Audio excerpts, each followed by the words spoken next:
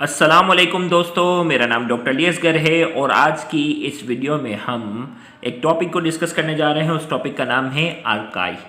आर्काई जो है वो पहले ज़माने में इसको कहा जाता था आर्कियोबैक्टीरिया। तो आर्कियोबैक्टीरिया जो है जिसे आर्काई कहा जाता है, आज की इस वीडियो में हम इसको डिटेल में डिस्कस करने जा रहे हैं। तो आज के इस लेक्चर को शुरू करने से पहले आपसे एक मर्तबा रिक्वेस्ट करेंगे कि अगर आपने अब तक हमारे इस चैनल को सब्सक्राइब नहीं किया जो कि सिंध बोर्ड टीचिंग के नाम से है, तो काइंडली आज ही आप हमारे इस चैनल को सब्सक्राइब करें और साथ ही साथ बेल आइकन को लाजमी क्लिक करें ताकि हमारी अपलोड करदा तमाम इंपॉर्टेंट वीडियोज़ की नोटिफिकेशन भी आपको रिसीव हो सके। तो आइए हम स्टार्ट करते हैं आज के इस टॉपिक को, archaea. The microorganism archaea. याद रखिएगा, आर्काई जो है वो माइक्रो ऑर्गेनिज्म है, नॉर्मल आइज से हमें नजर नहीं आते, माइक्रोस्कोप की मदद से हमें नजर आते हैं। The microorganisms archaea were previously called आर्कियोबैक्टीरिया।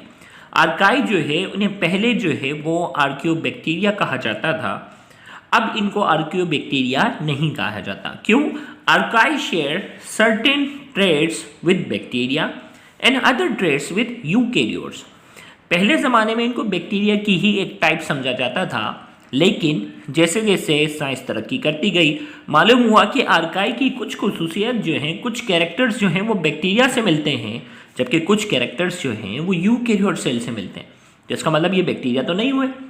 However archaea also have unique characteristics and are different enough from bacteria to be incorporated into their own domain archaea. तो यहाँ हमने कहा कि कुछ खुसूसियत बैक्टीरिया से मिलती हैं, कुछ जो है वो यूकेरियोट से मिलती हैं, जबकि इनके पास कुछ ऐसे यूनिक कैरेक्टर हैं जो बिल्कुल बैक्टीरिया से जो है वो डिफरेंट हैं, जिसकी वजह से आर्काई का एक अपना एक अलग डोमेन जो है वो कंसीडर किया जाता है। तो लिहाजा आर्काई जो है अब इनको आर्कियोबैक्टीरिया नहीं कहा जाता। अब इनके कुछ फीचर्स की हम बात करेंगे। Unifying features of archaea. The unifying features of archaea की क्या यूनिफाइंग फीचर है? सबसे पहले हम बात करेंगे composition of cell wall. The cell wall of archaea do not contain peptidoglycan. आपको मालूम है कि बैक्टीरिया की जो सेल वॉल होती है उसके पास एक यूनिक मैक्रोमोलिक्यूल होता है जिसे पेप्टाइडोग्लाइकेन कहते हैं, जबकि आर्काई की सेल वॉल के पास पेप्टाइडोग्लाइकेन नहीं है। In some archaea the cell wall is largely compose of polysaccharide. जबकि कुछ आर्काई जो हैं उनकी जो सेल वॉल है वो पॉलीसेक्राइड से बनी है। And in other the wall is pure protein. जबकि कुछ की जो वॉल होती है वो प्योर प्रोटीन से बनी है। In a few there is no cell wall. और कुछ आर्काई के पास जो है वो सेल वॉल नहीं होती।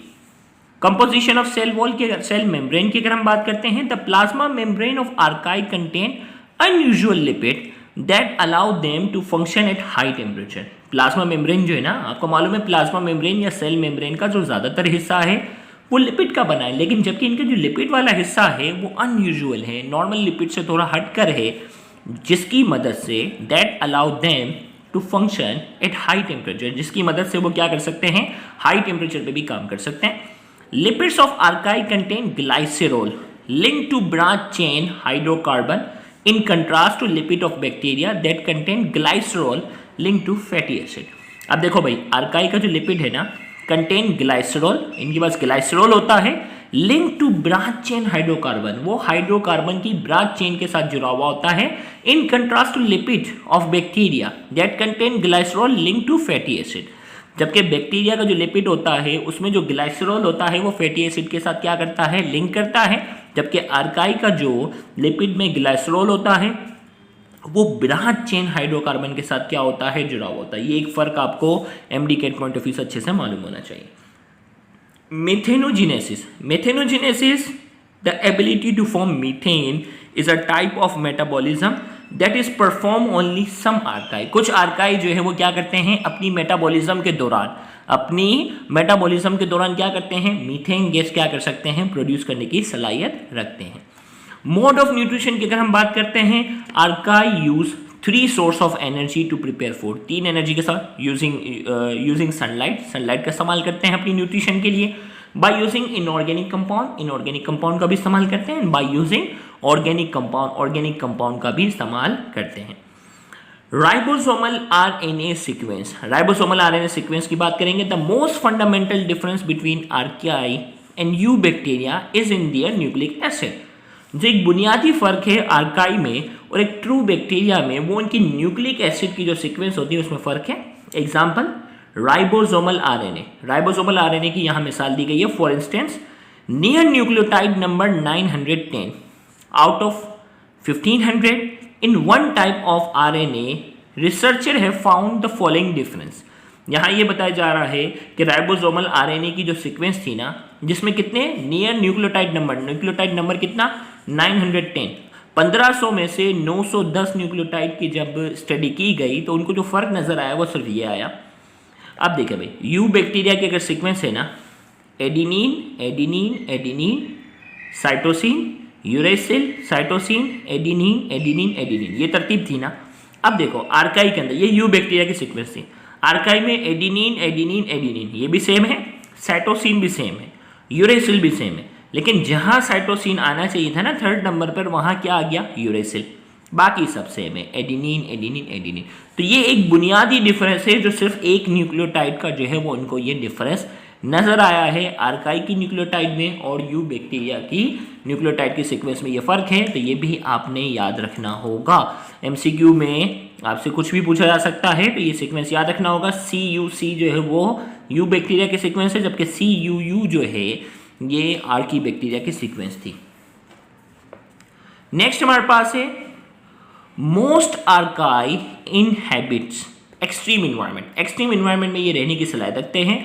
The first prokaryotes that were classified in domain archaea are species that live in extreme environment। ये extreme environment में रहते हैं।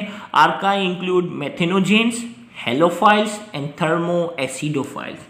अब ये archaea जो हैं इनके बारे में कहा जाता है ये एक्सट्रीम ऑफ इन्वायरमेंट में रहते हैं, जहां दूसरे नॉर्मल बैक्टीरिया जिंदा नहीं रह सकते, वहां पे भी ये क्या हो सकते हैं, पाए जा सकते हैं। सबसे पहले मिसाल के तौर पर यहाँ पहली कैटेगरी जो बताई गई है methanogen. The methanogens are methane gas producer. ये वो आर्काई हैं जो मीथेन गैस प्रोड्यूस कर सकते हैं and are found in anaerobic environment. ये एनारोबिक इन्वायरमेंट पाए जा सकते हैं in swamp, marshes and in intestinal track of human and other animals. और ये जो है वो मार्शेस दलदली जगहों पर, और ये इंसान और दूसरे जानवरों की इंटेस्टाइन आंतों के अंदर जो है यानी डाइजेस्टिव सिस्टम वाले पार्ट के अंदर ये पाए जाते हैं। This methane is also called biogas. इस मीथेन को क्या कहते हैं, बायोगैस भी कहते हैं। फिर हमारे पास आते हैं हेलोफाइल्स। हेलो का मतलब जो होता है सॉल्ट। हेलो का मतलब क्या होता है, salt. The halophiles grow where nothing else can live. Halophiles जो है वो ऐसी जगह पर रहते हैं where nothing else can live, जहां दूसरे जानदार जिंदा ही नहीं रह सकते। Such as on fish and meat that have been heavily salted to keep most bacteria away. जैसे मछली जो होती है ना, उसकी सफाई के लिए आपको मालूम होगा नमक का इस्तेमाल किया जाता है। इसी तरीके से गोश्त जो होता है उसकी सफाई के लिए नमक का इस्तेमाल किया जाता है।